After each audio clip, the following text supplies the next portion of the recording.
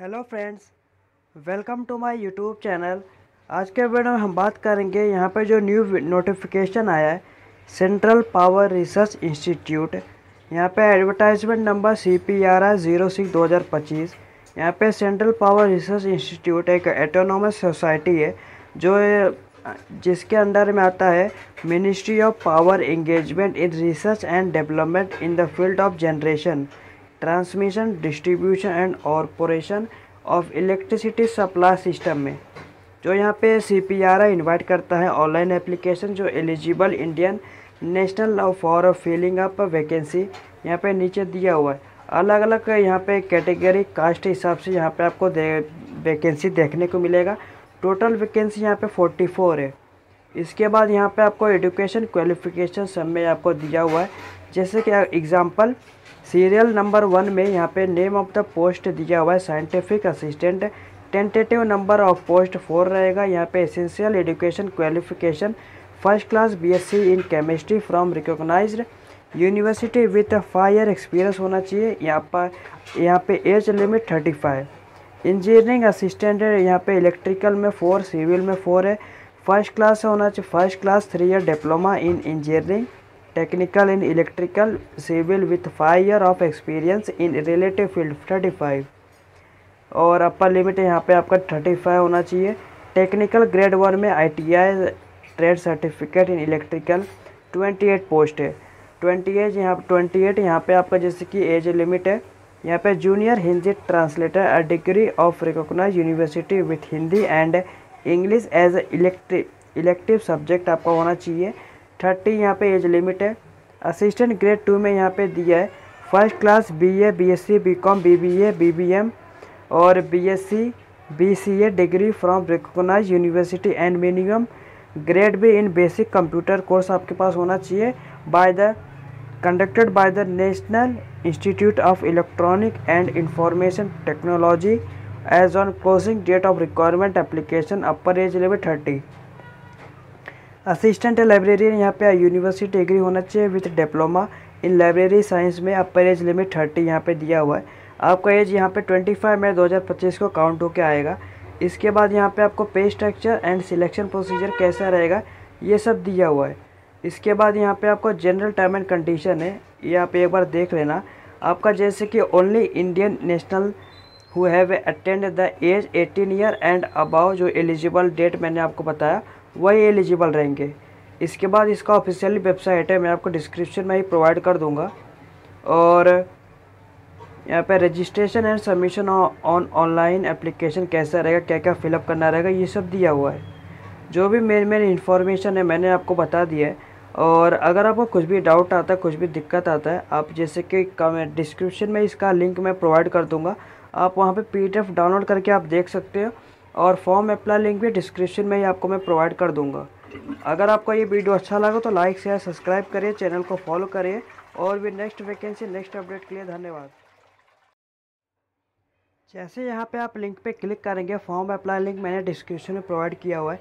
आपको ऐसा इंटरफेस देखने को मिलेगा सेंट्रल पावर रिसर्च इंस्टीट्यूट।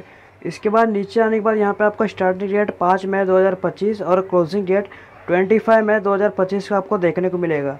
इसके बाद यहाँ पे आपको पहले registration detail, personal detail, education qualification और अपलोड डॉक्यूमेंट करना रहेगा, एप्लीकेशन फी करना रहेगा और कन्फर्मेशन और प्रिंट एप्लीकेशन पे यहाँ पे आपको करना रहेगा। इसके बाद नीचे आने के बाद इसका ऑफिशियली वेबसाइट है, आपको डिस्क्रिप्शन में आपको लिंक प्रोवाइड कर दूंगा। इसके बाद यहाँ पे ऑलरेडी यहाँ पे जो दिया हुआ है टू रजिस्टर, और यहाँ पे दिया हुआ है जैसे कि टू रीड इंस्ट्रक्शन आपको पढ़ना है, read payment instruction, to read advertisement और already register to log in. To register यहाँ पे आप क्लिक पे क्लिक करना। जैसे यहाँ पे आप क्लिक पे क्लिक करेंगे, यहाँ पे आपको कौन से पोस्ट लिए यहाँ पे आप आवेदन कर रहेंगे, जो भी आपके पास क्वालिफिकेशन आपके पास होना चाहिए, उसके लिए यहाँ पे आपको नोटिफिकेशन एक बार देख लेना क्या क्या क्वालिफिकेशन क्या रिक्वायरमेंट है। यहाँ पे आप कैंडिडेट का जैसे कि नेम आपको प्रोवाइड करना है, यहाँ पे कैंडिडेट का नेम। इसके बाद कैटेगरी, आप कौन से कैटेगरी से बिलोंग करते हो आपको यहाँ पे जैसे कि सिलेक्ट कर लेना। इसके बाद यहाँ पे आपको डेट ऑफ बर्थ सिलेक्ट करना है कैंडिडेट का। इसके बाद यहाँ पे मंथ, इसके बाद आप कैंडिडेट का ईयर।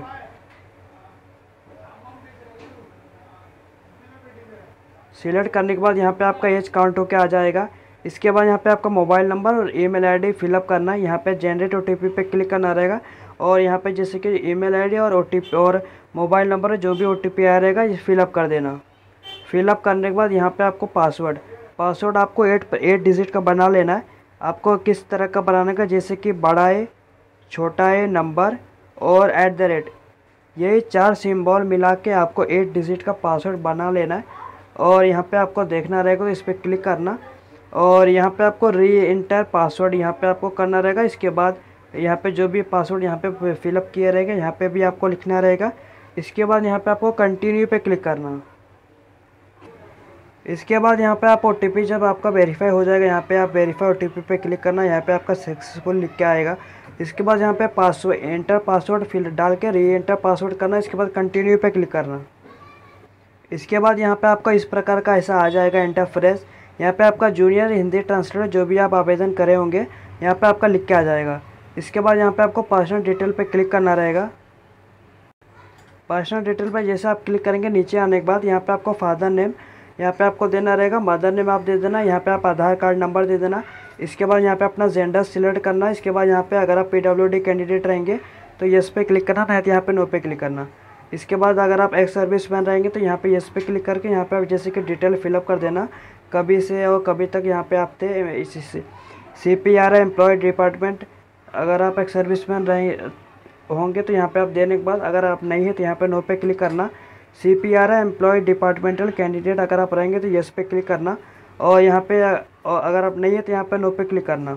मैरिटल स्टेटस यहाँ पे आपको देना रहेगा, आप कौन से रिलीजन से बिलोंग करते हो। इसके बाद प्रीफर्ड एग्जामिनेशन सिटी, आप कौन सा एग्जामिनेशन जैसे कि आपके तो जो भी नज़दीकी रहेगा आप यहाँ पे जैसे कि सिलेक्ट कर लेना। इसके बाद यहाँ पे सेव एंड कंटिन्यू पे क्लिक करना। Your application save successfully okay पे क्लिक करना। इसके बाद यहाँ पे ओके पे क्लिक करने के बाद यहाँ पे आपको जैसे कि यहाँ पे registration detail personal detail complete हो जाएगा। करस्पॉन्डिंग और मेलिंग एड्रेस आपको फिलअप करना रहेगा। करस्पॉन्डिंग एड्रेस मतलब आप जहाँ पे रह रहे हो यहाँ पे आपको जैसे कि पूरा एड्रेस यहाँ पे आपको लिखना रहेगा। इसके बाद आपका कॉलोनी दे देना, कौन सा कॉलोनी था। इसके बाद अपना लैंडमार्क दे देना। मैं आपको एग्जाम्पल के लिख के बता दे रहा हूँ, आपको जैसे कि एक्चुअल डेटा फिलअप करना रहेगा।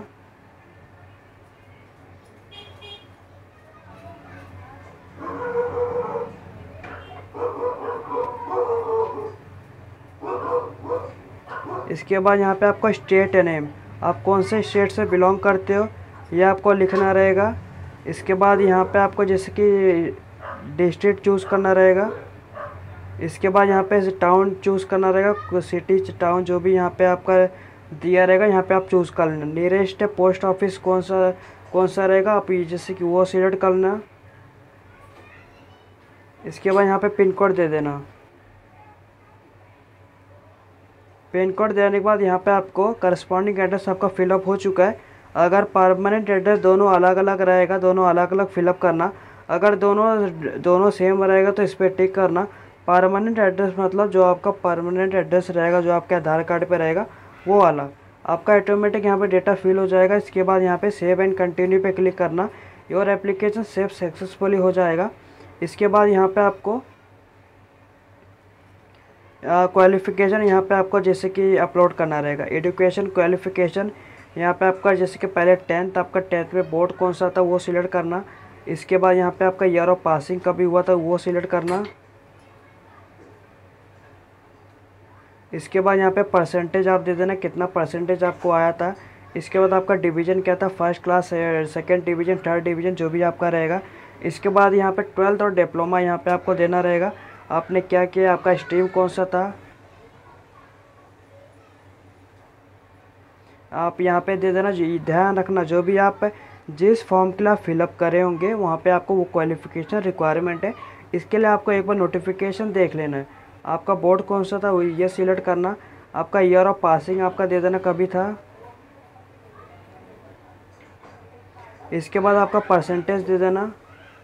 आपका डिवीज़न दे देना, कौन सा first division, second division, third division.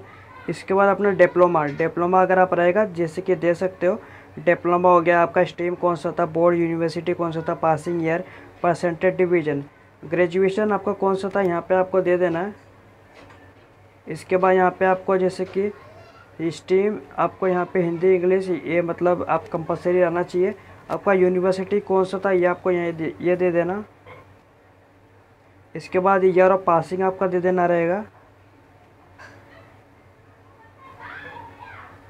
Year of passing देने के बाद यहाँ पे आप परसेंटेज दे देना, कितना परसेंटेज आपको आया था। इसके बाद यहाँ पे आपका डिवीज़न क्या था, first division, second division, third division. Formula for conversation यहाँ पे आपको जैसे कि जो भी रहेगा यहाँ पे आप दे देना, आपके मार्कशीट पे लिखा रहेगा।